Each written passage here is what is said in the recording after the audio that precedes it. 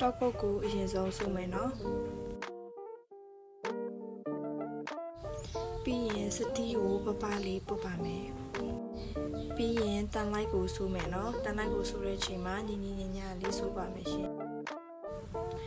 ပြီးတော့လို့ရှိရင်တန်လိုက်ဘီကိုရှိတ်မယ်နော်တန်လိုက်အမုံလေးအလေကိုစုထားတဲ့အနေအထားကိုယူပြီးတော့တန်လိုက်ဘီနှစ်ဖက်ကိုတေချာစွာရှိတ်ပါမယ်ရှင်ပြီးရင်မတ်တော့ကိုအုပ်မယ်နော်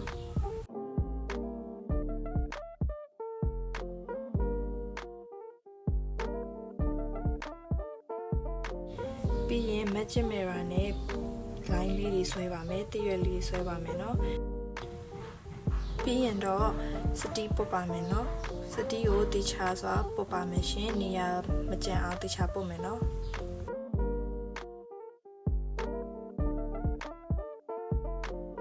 ပြီးရင်တော့ကုတ်ကိုနောက်ထပ်တစ်ချိန်ပြန်ဆူမယ်เนาะ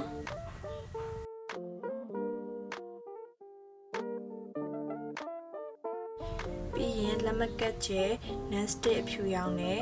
ပန်းပွင့်လေးတွေဖော်မှာဖြစ်ပါတယ်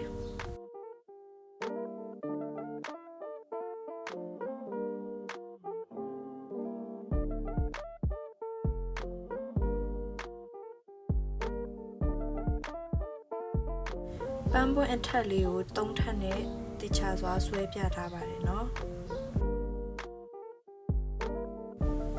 ပြီးရင်တော့accessory လေးတွေကြောက်လေးတွေကပ်ပြီးသွားပြီဆိုရင်တော့ကုတ်ကိုတေချာအောင်မယ်နော်တောက်ကုတ်အုပ်တဲ့အချိန်မှာအရည်တွေတောက်ကုတ်အရည်တွေမှာအိုက်အောင်တေချာလေးဆွဲပြီးတော့တေချာအုပ်ပါမယ်နော်